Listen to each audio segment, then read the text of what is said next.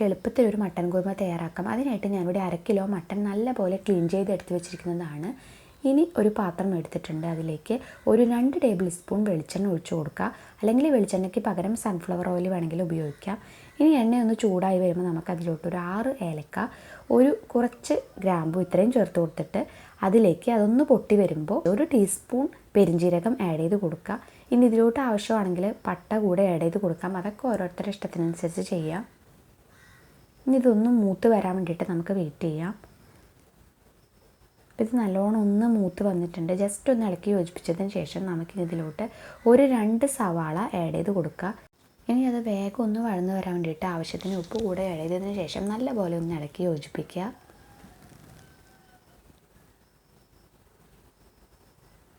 ഇപ്പോൾ നമ്മുടെ സവാളയൊക്കെ ഇവിടെ നല്ലോണം ഒന്ന് വഴന്ന് വന്നിട്ടുണ്ട്.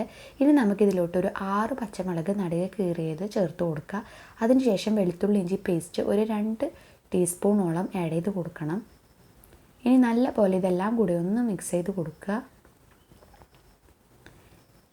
ഇനി ജസ്റ്റ് ഒന്ന് വഴന്ന് വരാൻ വേണ്ടിയിട്ട് നമുക്കൊന്ന് അടച്ച് വെച്ച് ഒരു 2 സെക്കൻഡ് ഒന്ന് അടച്ച് വയ്ക്കുക. ഇപ്പോൾ ഇതാ നല്ലോണം ഇതൊക്കെ ഒന്ന് വഴന്ന് വന്നിട്ടുണ്ട്. ഇനി നമുക്കതിലോട്ട് പൊടികൾ ചേർത്ത് കൊടുക്കാം. അതിനായിട്ട് ഞാനിവിടെ 2.5 ടീസ്പൂണോളം മല്ലിപ്പൊടി ആഡ് ചെയ്ത് കൊടുക്കുന്നുണ്ട്. ഇനി അതിലോട്ട് 1.5 ടീസ്പൂൺ കുരുമുളക് പൊടി കൂടെ ആഡ് ചെയ്ത് കൊടുക്കുക. ഇതിന് നമ്മൾ ഒട്ടും തന്നെ മുളക് പൊടി യൂസ് ചെയ്യില്ല. ഈ മട്ടൻ കുറുമയിൽ നമ്മൾ ആകെ കുരുമുളക് പൊടിയും അതുപോലെ തന്നെ പച്ചമുളകിൻ്റെ ഫ്ലേവറുമാണ് ഈ ഒരു കറിക്ക് ആവശ്യമായിട്ടുള്ളത്. ഇനി ഇതെല്ലാം കൂടെ നല്ലപോലെ ഒന്ന് മിക്സ് ചെയ്ത് കൊടുക്കുക. നല്ലപോലെ ഇതിൻ്റെ പച്ചമുളകൊന്ന് മാറാൻ വേണ്ടിയിട്ട് നല്ലോണം ഇളക്കി യോജിപ്പിക്കുക. അതിനുശേഷം നമുക്ക് ഇതിലോട്ട് ഒരു തക്കാളി, ഒരു മീഡിയം സൈസ് തക്കാളി കട്ട് ചെയ്തത് കൂടി ഇതിലേക്ക് ആഡ് ചെയ്ത് കൊടുത്തതിന് ശേഷം നല്ലപോലെ ഇതൊന്ന് ഇളക്കി യോജിപ്പിക്കുക. ഈ തക്കാളിയൊക്കെ നല്ലോണം ഒന്ന് ഉടഞ്ഞ് വരണം. അതിനായിട്ട് നമുക്ക് പാത്രം അടച്ച് വെച്ച് വേവിച്ചെടുക്കാം. നമ്മുടെ തക്കാളിയൊക്കെ നല്ലോണം ഉടഞ്ഞ് കിട്ടിയിട്ട് നല്ല അടിപൊളിയായിട്ട് തന്നെ നമ്മുടെ മസാല കിട്ടിയിട്ടുണ്ട്.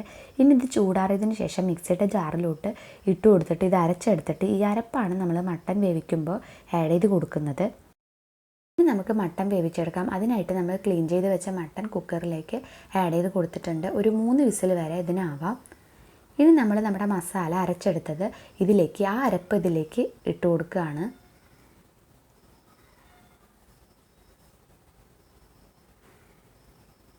അതിനുശേഷം നമ്മുടെ ഈ ഒരു മിക്സിയുടെ ജാറിലോട്ട് തന്നെ ഒരു 1/2 കപ്പ് വെള്ളം ആഡ് ചെയ്ത് കൊടുത്തതിന് ശേഷം അതുകൂടെ ഇതിലേക്ക് ഒഴിച്ചു കൊടുക്കുക. ഇനി നമുക്കിതിലോട്ട് ആവശ്യത്തിന് ഉപ്പ് ആഡ് ചെയ്ത് കൊടുക്കാം. അതിനുശേഷം ഒരു കുറച്ച് കറിവേപ്പില കൂടെ ആഡ് ചെയ്തിട്ട് നല്ല പോലെ ഇതൊന്ന് മിക്സ് ചെയ്ത് കൊടുക്കുക. നല്ലോണം ഇതൊന്ന് ഇളക്കി യോജിപ്പിച്ചതിന് ശേഷം നമുക്കിനി ഒരു 3 വിസിൽ വരെ ആവാം. ഇനി കുക്കർ അടച്ച് വെച്ചിട്ട് ഒരു 3 വിസിൽ വരാൻ വേണ്ടിയിട്ട് വെയിറ്റ് ചെയ്യാം. ആ ഒരു നേരം നമുക്ക് ഒരു 10 അണ്ടിപ്പരിപ്പ് നമ്മളിതുപോലെ കുതിർക്കാനായിട്ട് വെച്ചിട്ടുണ്ട്. ഇപ്പോൾ ഇതാ കുക്കറിലെ വിസിലൊക്കെ പോയിട്ട് നമ്മുടെ മട്ടൻ കറി ഇവിടെ റെഡി ആയിട്ട് കിട്ടിയിട്ടുണ്ട്. ഇനി നമുക്കിതിലോട്ട് നമ്മുടെ അണ്ടിപ്പരിപ്പ് അരച്ചെടുത്തത് ആഡ് ചെയ്ത് കൊടുക്കാം. അതിനുശേഷം നല്ല പോലെ ഒന്ന് ഇളക്കി യോജിപ്പിക്കുക.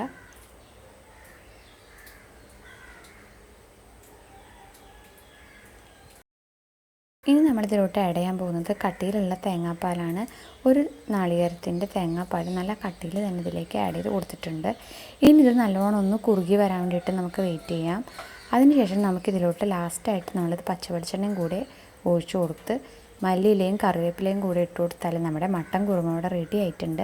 അപ്പോൾ നല്ല ടേസ്റ്റാണ്, മാത്രമല്ല സിമ്പിളാണ് ഉണ്ടാക്കാനായിട്ട്. അപ്പോൾ എല്ലാവരും ട്രൈ ചെയ്ത് നോക്കുക. പത്തിരിയുടെയും അപ്പത്തിൻ്റെ ഒക്കെ കൂടെ കഴിക്കാനായിട്ട് നല്ല സൂപ്പർ കോമ്പിനേഷനാണ്. അപ്പോൾ എല്ലാവർക്കും ഇഷ്ടപ്പെടും. അപ്പോൾ നമ്മുടെ ചാനൽ ആദ്യമായിട്ടാണ് കാണുന്നതെങ്കിൽ എപ്പോഴും പറയുന്ന പോലെ സബ്സ്ക്രൈബ് ചെയ്ത് കൊടുക്കുക. ഒപ്പം ലൈക്ക് ചെയ്യുക, ഷെയർ ചെയ്യുക, കമൻറ്റ് ചെയ്യുക.